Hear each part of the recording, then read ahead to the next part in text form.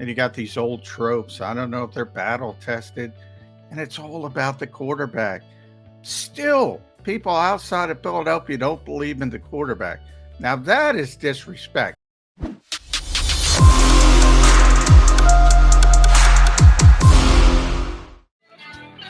And good morning, Eagles Nation. You got your boys, Mac here on Birds 365. Hope you all did your civic duty yesterday, got out and voted after you listened to John McMullen tell you why the Philadelphia Eagles are 8-0. We're going to do the same again today. They're still undefeated. Nothing has changed.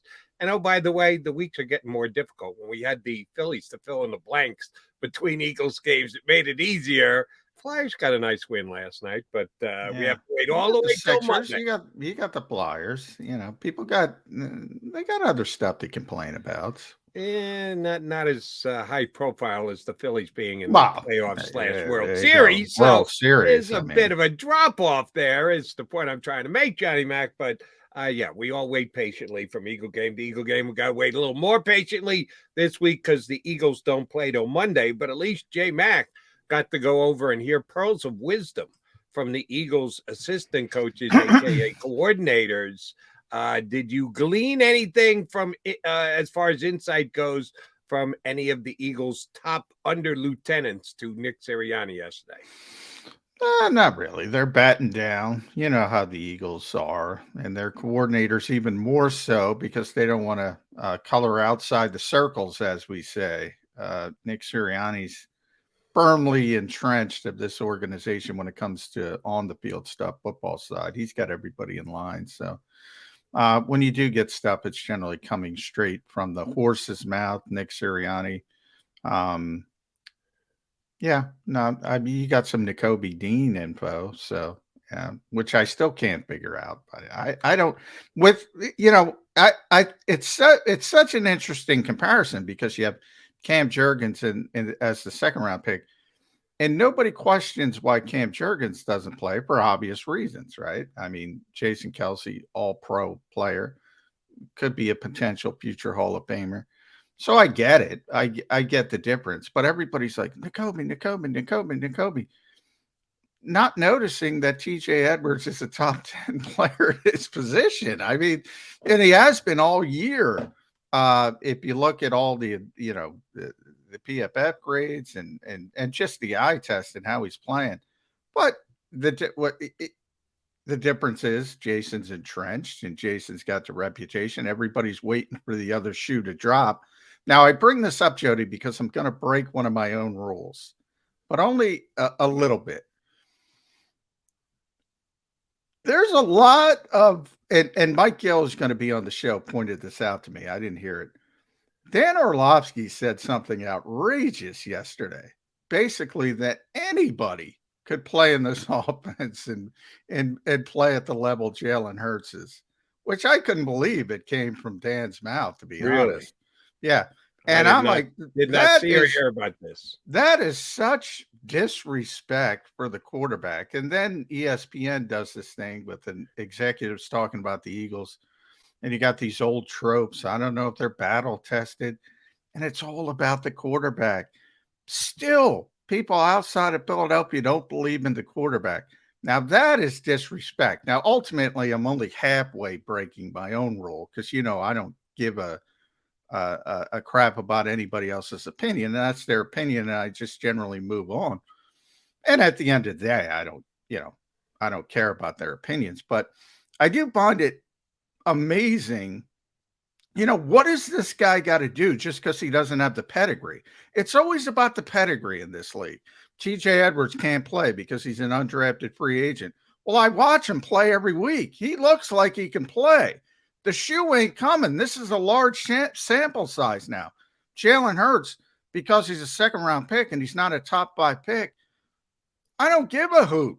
I mean, and the name they brought up was Justin Fields, who's doing some nice things from an athleticism standpoint. But you got to be kidding me if you think Justin Fields is stepping into this offense and they would be 8-0. I mean, part of it is Jalen Hurts learning on the job and being farther ahead and all that. And you could talk about ceiling down the road because I know you're a Justin Fields fan. But right now, I mean, come on. I mean, the Eagles have gone through these growing pains with Jalen Hurts. They are sort of reaping the rewards of player development, which I talk about all the time. And by the way, I think Justin Fields would be in a much better situation if he's in Philadelphia with this coaching staff. But, I guess you can look at it that way and say, Dan thinks this is the greatest coaching staff in history because they think they can win with anybody. But I disagree with that. And right. Here's where I would take that comment and take it another step. That must make A.J. Brown the greatest football player who's ever lived, because this is basically the same exact offense they had last year when they went 9-8, right, Johnny Mac? Yeah. So the only thing that's changed, how many changes did they have on the coaching staff? And that's one of the stability there is one of zero. They changed no coaches. We talked about it during the offseason. Yeah. It's unheard of that a coaching staff would make no changes. They kept it completely intact. You got the 5 offensive starting linemen. You got the tight end. You got the other 2 wide receivers. You got Miles Sanders. You got the quarterback. So they made one change. And the addition of A.J. Brown makes it into an offense that any quarterback in the league could step in and have that kind of success. Are you kidding me? And does he you actually mean it? What did he say it with a straight face? I'm not trying to put A.J. Brown's minimize is the word I'm looking for. His contribution this year and the kind of season he's having. Yeah. It's been phenomenal. You know how I feel about A.J. Brown. He's the domino. That's one player out of 11. One. Yeah. They changed one player, and it made it so drastically better that they went from a team that was 9-8 to a team that's undefeated. And the only reason is because A.J. Brown. Come on. Yeah. That's not giving anybody, the quarterback for sure, because he's specifically saying any quarterback could be plugged in. But you're giving no credit to anybody else. Yeah. It's all about A.J. Brown. A.J. Brown lifted this team from a just above 500 to the best team in the NFL, undefeated at 8-0. Come on, I think, Dan Orlovsky. I think, and Mike will be on the show. He played the clip for me, so it's real. And I think it was Keyshawn Johnson, but we can clarify with Mike, who basically agreed. So it was more than one person as well. AJ, and I've talked about it since day one. He's a big domino. Like all the pieces fit in place because of AJ Brown. So he's a big part of it. I think Dan was talking more about the coaching staff and how good they are, and they're a big part of it as well. But man, you're downplaying the improvement of Jalen Hurts, the work ethic, the intangibles, everything we always talk about with Jalen Hurts. And everybody says, well, Jalen Hurts is a great athlete and he can run the football and he's dual threat. I said the most impressive part, his improved accuracy, all of that. And still the most impressive part is the decision making. That's the most impressive part, that and the ball security. His decision making this season, which is the angst of every young quarterback in this league, and I mean every single one of them, from the top tier guys like Trevor Lawrence and best prospects since insert name to tremendously talented guys like Justin Fields.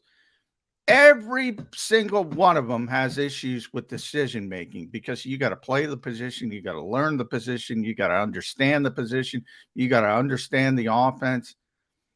That is incredible disrespect to all the decision making, and it's been unbelievable to the point I can't believe it. I didn't see it coming. We asked Shane Steichen again yesterday. He said he saw it coming. No, he didn't. The Eagles didn't see it coming. Howie Roseman's making all the calls in the offseason. They want you to forget about it, but it existed. They didn't see it coming. So if they didn't see it coming, who gets credit for it? Now, I think Nick Sirianni's a very good head coach. I think Shane Steichen's a very good offensive coordinator. I think he's going to be a head coach in this league. That's how well he's doing. I think Brian Johnson is a good position coach. He's going to be a coordinator. Maybe he's a future head coach. Who knows? But man, it's the guy doing the stinking work. It's the guy doing the work. I that like me in power rankings. Like I don't give any credence to any of them. People get upset about them. I just this one actually tweaked me a little bit. I'm like, you got to be kidding me. And these are national guys who aren't around, so I get it. They don't see Jalen Hurts every day. They don't see the improvement from year to year, week to week, play to play. I just I you know he's never going to be a top 5 pick. All right, that's over. He can't be a top 5 pick. He's playing like a top 5 pick. Whether he's second in the betting markets or first in the betting markets for MVP, you're telling me any starting quarterback can come into this situation and play at an MVP level? That's the dumbest thing I've ever heard. I That really agree. is. And if you want to say, well, there's been improvement, so the coaches are allowed to improve. The coaches are allowed to go from a team that went 9-8 to a team that is now 8-0. And wow, they've shown this massive improvement. But the quarterback is static. How does that work? You can acknowledge that a coaching staff in its second year can take leaps and bounds in improvement, but the quarterback's just the quarterback. You plug him in there and always in the system. So that's why the system, because the system is all that Most great. important It's position idiotic. in sports. Most important position in sports. You could argue starting pitcher on a particular game day in baseball, but that's once every 5 days. Uh, Most important position in sports, and you're acting like it's not a big deal. You can insert anybody because of what I mean.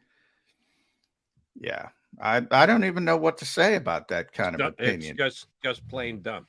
All right. I do want to ask about one other thing about your boy JG, because I watched the video after the fact about the coordinator speaking, and he seemed to get his feathers in a ruff a little bit with the fact that some people have said, like Jody McDonald and John McMullen, that in the Eagles being far and away the best turnover team in the National Football League, some of that is luck. Now, there's a key. You got to use your words very carefully here. Some of it is luck. Yeah. It seemed to me that Jonathan didn't like those who said it's all about luck, which of course it isn't. It isn't all about luck, but it's not all about being the most aggressive, the taught to slap at the ball kind of thing. There's some luck involved. It's a balance. It's skill, it's talent, it's coaching, it's mindset, and there's some luck involved there. It's like a spice you put on top. And JG got really put off yesterday that this has nothing to do with luck. This is what we teach. This is my guide. This is what we work on. Well, there's a little luck involved here too, JG. Just we need to find a happy medium here and acknowledge there's some luck involved, but it's not all luck. He really got a little out of sorts yesterday, at least for me. You were there. I mean, maybe it read a little bit differently. He wasn't. I mean, coaches don't like. He wasn't upset or anything. Coaches don't like the term luck. I mean, Nick Sirianni said the same thing on Friday. They don't like that term luck. So I've started using random. They're more in tune with random. And by the way, the same answer he admitted. They come in bunches. They come, sometimes there is a randomness. And then Shane Steichen talked about Jalen Hurts losing a fumble, the first Eagles lost fumble in the 8th game of the season. And he said sometimes that just happens. But that's not luck. Yeah, and that's why I say I use the term. Because they don't want to dismiss, and I get it. They don't want to dismiss the hard work of the players.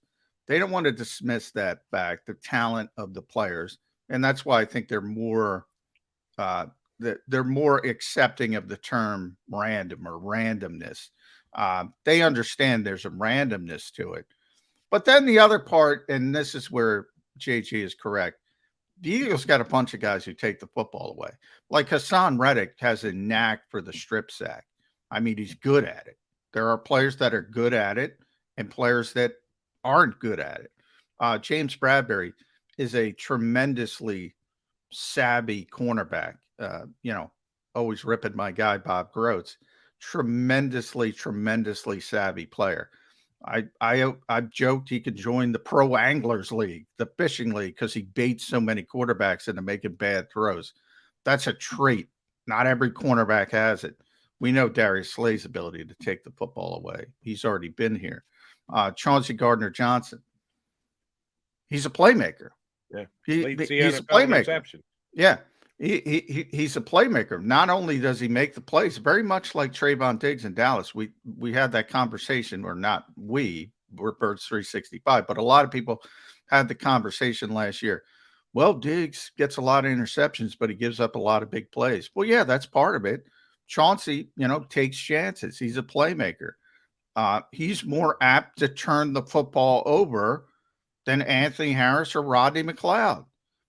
It's just as simple as that. But here's what my follow-up to JG would have been. Okay, if it's all about technique and what you're taught and mindset and has nothing to do with randomness or luck, same thing as far as I'm concerned, but I see what you're trying to do there. Good for you, John. Then it's all about lack of coaching and technique and everything else, that you're the worst tackling team in the National Football League. You can't have it both ways. That, okay, if it's all about everything that the players do and are coached to do and are drilled into their mind that they got to do, when do you correct the inability to tackle? You're 32nd in the National Football League. Doesn't one play off the other? No. In fact, one of the reasons they're a bad tackling team is because they make so many turnovers and they're always trying to strip the football. One thing that's my point. If you want to take the praise for getting the turnover, you got to take the grief for being the worst tackling team in the National Football League. One thing about JG is he will answer the question eventually, and it might come in another question. So if you read the entire transcript, he talks about the give and take nature of that. He talks about it all the time, the give and take nature of defensive football in the NFL. If you're going to, it might be coverage, you try to take somebody away. Somebody else has tough duty, as he describes it. If you're trying to take the football away and strip it, probably Avonte Maddox is the best indication of that, because he probably tries to strip it a little bit too much and misses so many tackles because of it. Sometimes you're going to give some issues up. And I think the Eagles have made this decision. And by the way, again, we're in a large sample size, Jody. We're through 8 games. They made the right decision. It's more important to turn the football over than it is to be the worst tackling team in football, because the worst tackling team in football, I believe they did an adjustment. They're 31. I believe Jacksonville's again number 32. But either way, they're among the worst tackling teams in football, and they're the only undefeated team in football. Undefeated, right? So they made the right decision. I would tend to agree, but if you're going to get your feathers in an uproar because some people notes that there's randomness to being that good in the best turnover team in the National Football League, then you got to be willing to say, yeah, and we could be better at tackling. We're 30, 32nd, 31st, whatever. We're bad. As long as there's a balance. If you're going to get upset about one thing, you got to be willing to take the heat on the other. He's John McMullen. I'm Jody McDonald. You got Mac on Birds 365. We're headed down the shore from the Sports Bash 97.3 ESPN Radio. Mike Gill's going to join us next here on Birds 365.